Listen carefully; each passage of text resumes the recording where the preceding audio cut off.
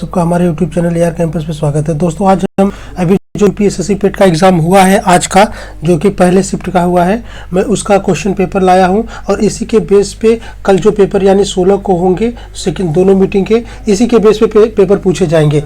इस पेपर में दोस्तों बस थोड़ा सा कह सकते हैं कि लेंथी टाइप का DI आ रहा है और बाकी पेपर नॉर्मल इजी सब इजी है। अभी आप पेपर देखिए तो आपको अनुमान लग जाएगा क्वेश्चन और करंट के क्वेश्चन कहाँ से उठा रहा है। तो इसमें पूरा हम 100% सोल्यूशन देखेंगे। आइए हम स्टार्ट करते हैं अपने क्वेश्चन से।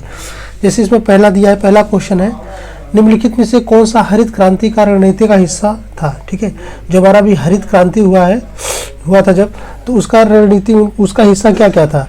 उच्च उपज देने वाली किस्मों के बीच सिंचाई यानी ये सभी, और ये रासायनिक उर्वरक और पीड़कनाशी ये सभी थे। हमारे उच्च उपज देने वाली किस्म के बीज तो थे ही, जो कि गेहूं के सबसे ज़्यादा थे। सिंचाई की व्यवस्था थी, इसमें रासायनिक उर्वरक कीटनाशक की भी व्यवस्था की गई। यानी हरित क्रांति से क्वेश्चन आ रहे हैं। ठीक है, यहाँ से एक इकोनॉमिक्स का ही बोल सकते हैं क्वेश्चन, एक क्वेश्चन उठाया है हरित क्रांति का। ठीक है, अगला देखेंगे, ये बिहार का शोक किसे कहा गया। क्वेश्चन पूछा है, सब लोग जानते हैं कि कोसी नदी को। अगर पूछ लेता बंगाल का शोक किसे कहते तो दामोदर को बोल देते, क्या बंगाल का शोक है। ठीक है, तीसरा है भारत की पंचवर्षीय योजनाओं को अंतिम स्वीकृति निम्नलिखित में से किसके द्वारा दी गई है। अब पूछा है पंचवर्षीय योजना को अंतिम स्वीकृति किसके द्वारा दी जाती है, तो ये राष्ट्रीय विकास परिषद। किसके द्वारा, राष्ट्रीय विकास परिषद, नेशनल डेवलपमेंट काउंसिल। अब ये तो क्वेश्चन पूछ लिया ना, अब पूछ सकता है कि ये राष्ट्रीय विकास परिषद, जो कि बहुत बार पूछता है कि कब आया था, तो ये कब आया था 6 अगस्त 1952। कब, 6 अगस्त 1952 को आया था। ठीक, इसको आप लोग याद रखना, 6 अगस्त 1952 को आया था।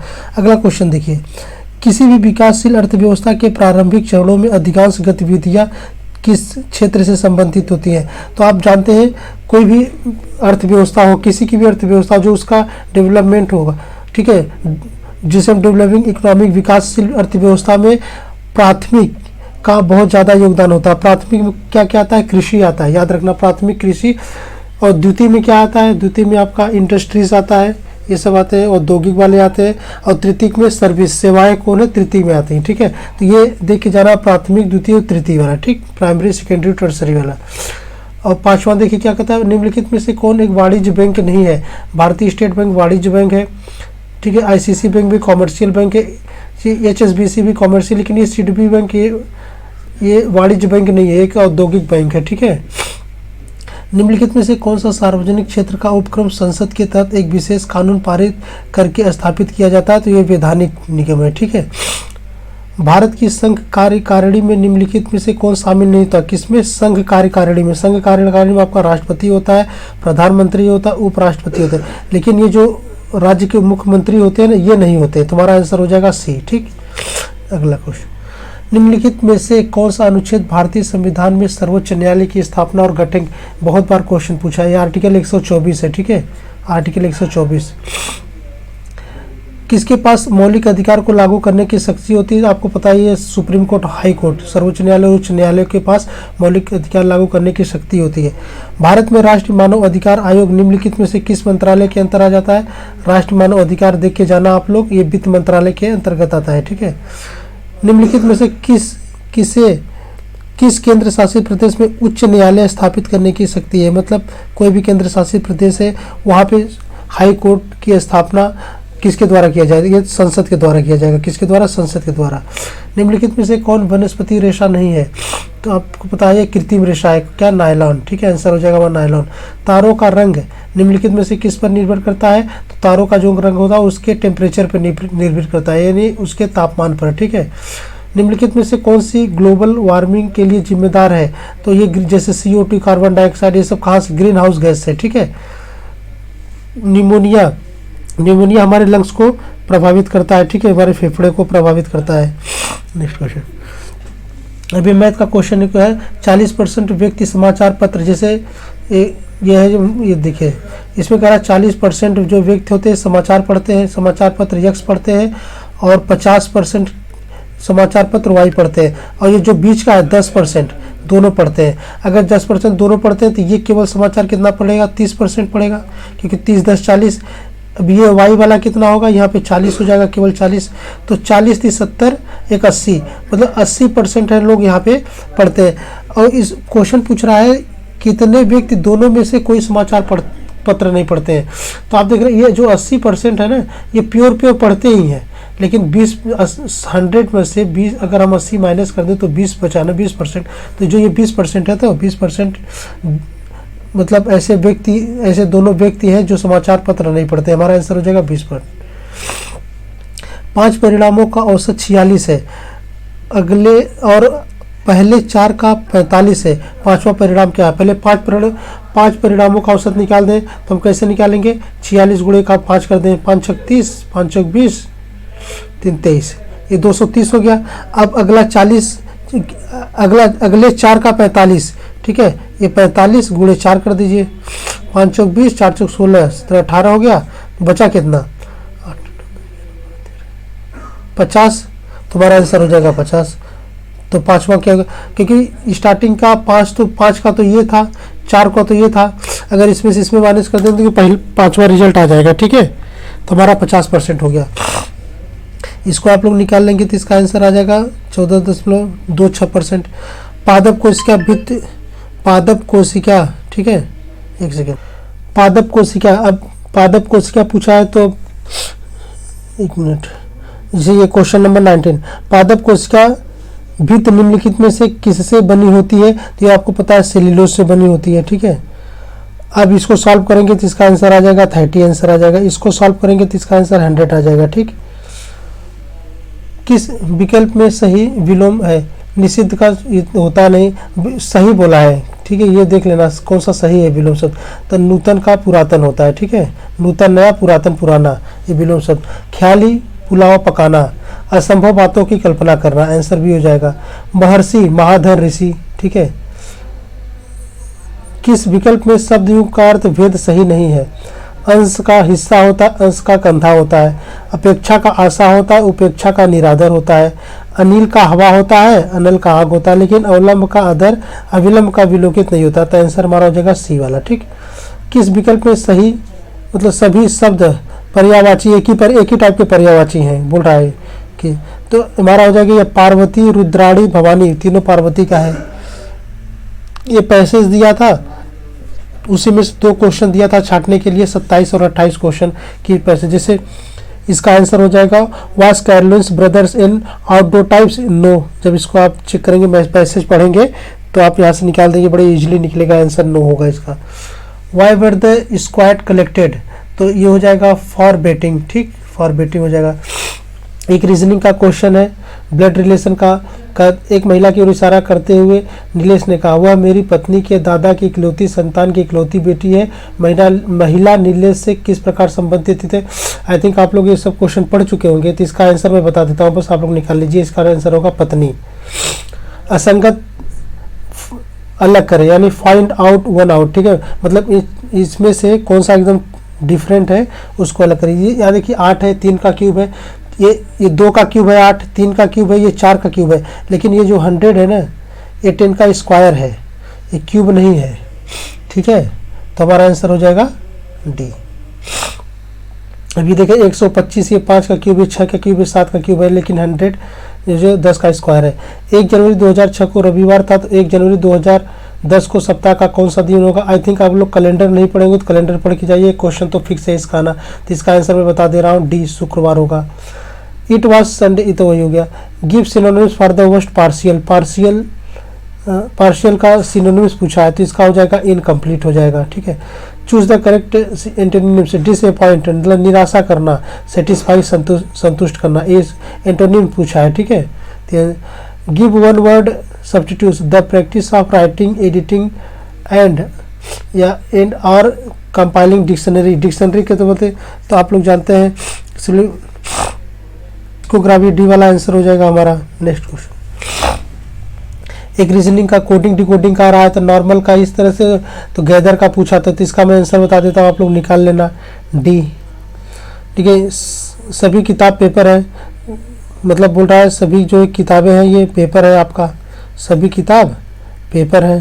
ठीक है, कुछ पेपर जनरल है, कुछ पेपर जनरल है, कुछ जनरल कैलेंडर है, कुछ जनरल कैलेंडर है। ठीक, अब क्वेश्चन क्या करा, कुछ जनरल किताबें हैं, कुछ जनरल किताबें हैं। अब आप यहाँ पे देख सकते हैं जनरल का तो पेपर से है लेकिन किताब से नहीं, तो हो भी सकता नहीं भी हो सकता, तो असंभावना वाला गलत हो जाएगा, तो ये हमारा गलत हो गया। आपको दूसरा देखिए, कुछ कैलेंडर पेपर है, ये कैलेंडर यहाँ पे है और पेपर यहाँ पे है, तो डायरेक्ट तो लिंक है नहीं, तो हम कह सकते हैं हो भी सकता नहीं भी हो सकता, तो ये गलत हो जाएगा ये भी। ठीक है, कुछ किताबें जर्नल है, ये किताब है, ठीक है, ये जर्नल है।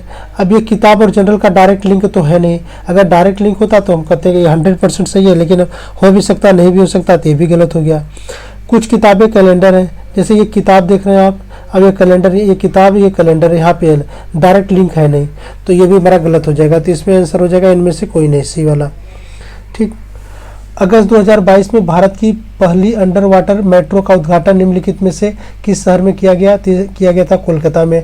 देख लेना करंट अफेयर आप अगस्त का आ रहा है, ठीक है, जून जुलाई अगस्त सितंबर, ये 4 महीने का रिवीजन करके चले जाना आप, बस यहाँ से मिल जाएगा आपको। किस देश ने वैज्ञानिक ने पहला कृत्रिम भ्रूण तैयार किया है? तो ये किया है, इजराइल ने किया है। प्रधानमंत्री नरेंद्र मोदी ने निम्नलिखित में से किस राज्य में IIBX India international bullion exchange launch किया है? तो किया है गुजरात से। ठीक है, निम्नलिखित में से किस देश ने अगस्त 2022 में ताइवान के आसपास अपना अब तक का सबसे बड़ा सैन्य अभ्यास किया? ये किया चाइना ने। ठीक, भारतीय सेना ने जुलाई 2022 में नामक एक अखिल भारतीय उपग्रह संचार अभ्यास का आयोजन किया है। किसका? अखिल भारतीय उपग्रह संचार अभ्यास का। कौन? भारतीय सेना ने। तो इसका नाम क्या रखा है? इसका नाम रखा है इन्होंने स्काईलाइट। ठीक है, स्काईलाइट। ये भी आपका 9 अगस्त का है ये। ठीक है, अभी जुलाई 2022 में लॉन्च किया, लेकिन न्यूज़ में आया था ये अगस्त में, तो हमारा ये स्काईलाइट इसका आंसर हो जाएगा। भारत के किन 2 शहरों के बीच अक्सा एयर की पहली उड़ान का उद्घाटन किया गया? तो ये किया गया आपका मुंबई से अहमदाबाद। ठीक है, मुंबई से अहमदाबाद। आज़ादी का अमृत महोत्सव के तहत बढ़े चलो अभियान निम्नलिखित में से किस केंद्रीय मंत्रालय द्वारा शुरू किया गया? तो सांस्कृतिक मंत्रालय द्वारा। ठीक, निम्नलिखित में से कौन भारत का पड़ोसी देश नहीं है? तो आपको पता है चाइना भी है, मालदीव भी है, म्यांमार में, लेकिन ये नहीं है, ये अरब देश है। ठीक है, हमारा आंसर हो जाएगा बी। निम्नलिखित में से किस IIT ने भारतीय भाषा औद्योगिकी को आगे बढ़ाने के लिए A14 भारत में नीलकड़ी केंद्र की शुरुआत की? IIT मद्रास। ठीक है, किस केंद्रीय मंत्री की अध्यक्षता में चंडीगढ़ में नशीली दवाओं की तस्करी और राष्ट्रीय सुरक्षा पर एक राष्ट्रीय सम्मेलन आयोजित किया गया? तो अमित शाह के। ठीक है, निम्नलिखित में से कौन सा राज्य भारत में पहला हर घर जल प्रमाणित राज्य बनेगा? तो गोवा। ठीक, नेक्स्ट क्वेश्चन, अंतर्राष्ट्रीय जैव विविधता दिवस किस तारीख को मनाया जाता है? तो मैंने बताया था, अब मैंने इसका बहुत अच्छे से एक वीडियो बना के दिया है।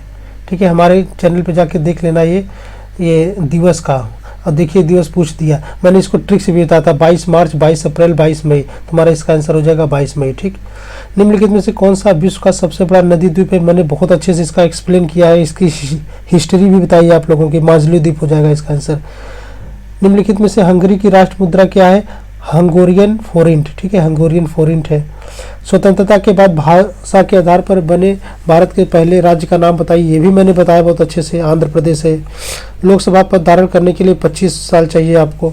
UNFCCC के इसका पूछा है, आपका फुल फॉर्म पूछा है। तो United nation framework convention on climate change क्या हो जाएगा? United Nations framework convention on climate change. नौटंकी आपका पता है उत्तर प्रदेश का है। और ये अंतर्राष्ट्रीय ओलंपिक समिति का हेडक्वार्टर कहाँ है? आपको पता है कहाँ पे है? स्विट्जरलैंड में है। ये पावर्स ऑफ द माइंड किसकी किताब है? आप ऑप्शन से ही देखेंगे, स्वामी विवेकानंद की हो सकती है पावर्स ऑफ द माइंड। एक कुछ क्वेश्चन दिया था, ये आप इसका गद्यांश अच्छे से ये पढ़ेंगे तो आप यहाँ से इसका क्वेश्चन दे पाएंगे। ठीक है, क्वेश्चन का आंसर दे पाएंगे। ठीक है, जैसे पहला क्वेश्चन था, साहित्य अपने दायित्व का निर्वाह किस प्रकार पूरा करता है? तो ये दुष्प्रभाव को सामने लाकर, ठीक है, दुष्प्रभाव को सामने लाकर ये प्रकट करता है। साहित्यकार समाज के प्रति अपने उद्देश्य को कैसे परिपूर्ण करता है? ठीक है, ये साहित्यकार समाज की रूपरेखा को कल्याणकारी व सुखद मार्ग द्वारा प्रस्तुत करने से आंसर हो जाएगा बी हमारा। साहित्य हमें किस तरह पुरानी पीढ़ियों की जानकारी देता है? तो ये राष्ट्र का इतिहास, गरिमा, संस्कृति, इसके द्वारा ये हो जाएगा। साहित्य केवल समाज का दर्पण क्यों नहीं करता है? क्योंकि साहित्य द्वारा समाज का विडंबना और विसंगति पर प्रहार करके उसमें कुछ सुधार लाने की कोशिश करता है, आंसर हो जाएगा। ठीक, प्रस्तुत ग्रंथांश का सर्वाधिक उचित शीर्षक क्या है? साहित्य और समाज। ठीक है, ये हो जाएगा हमारा। अभी देखिए DI है, DI बस थोड़ी सी लेंदी आई थी और कुछ था नहीं, बस हम इसमें आंसर आपको बता रहे हैं। ठीक है, इसमें ज़्यादा टाइम नहीं है, बस हम आंसर बता दे रहे हैं, आप आंसर मिला लीजिएगा और डीआई आप देख लीजिएगा और आरडीआई खुद सॉल्व करिएगा जिनका भी पेपर नहीं हुआ, ठीक है। 67 का आंसर जैसे ये देखिए, इस अवधि के दौरान कंपनी को प्रतिवर्ष ब्याज औसत राशि कितनी चुकानी पड़ी, तो 26.66 लाख, ठीक है। इसका आंसर हो जाएगा डी। दी गई अवधि के दौरान कंपनी द्वारा भुगतान की गई बोनस की कुल राशि इस अवधि के दौरान भुगतान की गई वेतन की कुल राशि का लगभग कितना परसेंटेज है, तो ये हो जाएगा बी 0.6%, ठीक है। 2011 में इन सभी मदों पर कुल व्यय 2015 के कुल व्यय लगभग कितना परसेंट था, तो 68.3% था। 70 वाला देखेंगे तो ये रेशियो देख लीजिए 109 रेशो 151 था, ठीक है। और इसका देखेंगे 71 वाले का, तो वर्ष 2013 के दौरान इन मदों पर कंपनी का कुल व्यय कितना था, तो 738.44 था, ठीक है। ये थोड़ा सा जो ये था 72-76 ये वाला डी थोड़ा सा लेंदी था और कुछ नहीं था। आइए हम बस इसका आंसर देख लेते हैं आपको। इस वाले का आंसर 25/36 था, इसका 0 घंटा होगा, ठीक है। इसका होता है 56.99, इसका 18/25 हो जाएगा और इसका हो जाएगा 61। आप ये डी देख लेना, ठीक है, सॉल्व कर लेना। और 77/81 ये वाला देखिए, इसमें कुछ मतलब थोड़ा सा पिक्चर जो है सही से नहीं दिया गया था। ये लाइन लगभग सेम ही है, लेकिन बस इसमें थोड़ा सा ये हल्की है, थोड़ा सा मोटी है, तो यहाँ पे ये देख सकते हैं हल्की वाली, थोड़ा सा ये मोटी वाली, ठीक। आप इसको देख के क्वेश्चन सॉल्व कर, मतलब देखिए आप बस इस तरह से डी आ रहा है और कुछ नहीं। इसका आंसर आप देख लीजिए 77 का ए होगा। और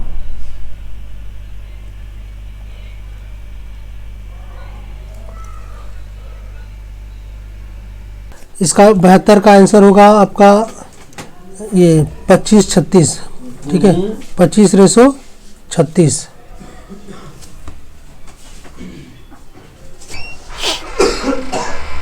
ये देखिए 78 वाला कौन सा आंसर होगा, 9/13, ठीक है।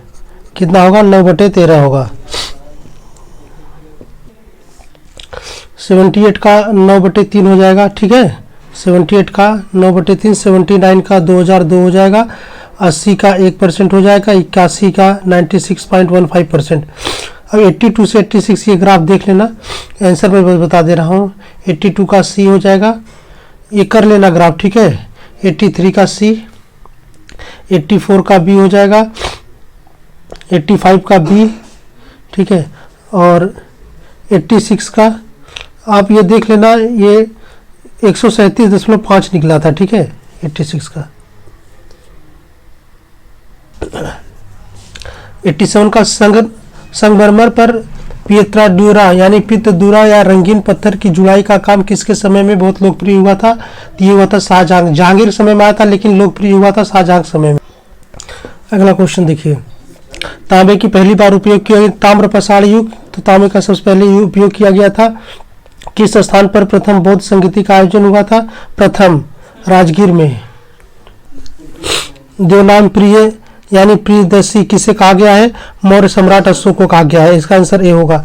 91 का, जब ईस्ट इंडिया कंपनी की स्थापना हुई तब भारत पर किसका शासन था, बताइए। मुगल का शासन। किसका शासन था, मुगल का शासन था। भूदान ग्राम दान आंदोलन किसके समय में यानी किसने स्टार्ट किया था, आचार्य ये विनोबा भावे ने किया था, ठीक है। दांडी नमक यात्रा यानी दांडी नमक यात्रा के दौरान निम्नलिखित में से किस सामाजिक कार्यकर्ता ने गांधी जी को आंदोलन को केवल पुरुषों तक सीमित न रखने के लिए राजी किया था, तो ये कमला देवी चट्टोपाध्याय, ठीक है, कमला देवी चट्टोपाध्याय है। राष्ट्रवाद की पहली स्पष्ट अभिव्यक्ति निम्नलिखित में से किस क्रांति के समय हुई थी, तो ये फ्रांसीसी क्रांति के टाइम पे हुआ था। सरकार के निम्नलिखित में से किस अधिनियम के कारण बंबई से सिंध प्रांत का निर्माण हुआ था, तो भारत सरकार अधिनियम 1935 के थ्रू। प्रसिद्ध युद्ध का नारा दिल्ली चलो किसने दिया था, ये सुभाष चंद्र बोस ने कहा था। कौन जनसंख्या वितरण प्रभावित करने वाला आर्थिक कारक नहीं है, जनसंख्या वितरण प्रभावित करने वाला आर्थिक कारक क्या नहीं, खनिज हमको आर्थिक से संबंधित थी, औद्योगिक भी आर्थिक से, और शहरीकरण, गांव से लोग शहर में जाते हैं किस लिए, पैसे कमाने के लिए, आर्थिक के लिए, लेकिन ये पानी की उपलब्धता, ये हमारा आंसर है, ठीक है सी। विश्व की सबसे ऊंची चोटी माउंट एवरेस्ट किसके बीच है? तो ये माउंट एवरेस्ट आपके दो बीच में, नेपाल और तिब्बत के बीच में, ठीक है, नेपाल और तिब्बत। निम्नलिखित में से भारत में अक्टूबर की गर्मी का मुख्य कारण क्या है? उच्च आर्द्रता से जुड़ा उच्च तापमान, ठीक है। भारतीय मानक समय ग्रीनविच मध्य कितना घंटा आगे है? तो 5.5 घंटा। तो आंसर हो जाएगा हमारा बी वाला, ठीक है। तो दोस्तों हमारा ये 100 क्वेश्चन कंप्लीट हो गया आप लोगों को। तो आप लोग अपना आंसर इसका आंसर मैच करा लीजिएगा। ये एकदम पूरा 100% सोल्यूशन दिया हो, और इसी टाइप का पेपर अब अगले शिफ्ट में आएगा। थैंक यू दोस्तों, अगर अच्छा लगा तो सब्सक्राइब और लाइक करिएगा।